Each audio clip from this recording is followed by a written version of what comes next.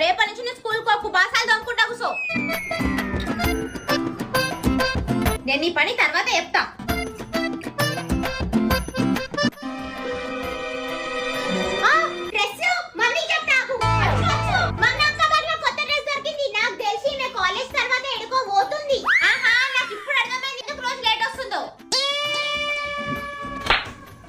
నీ పని నేను తర్వాత చెప్తావు.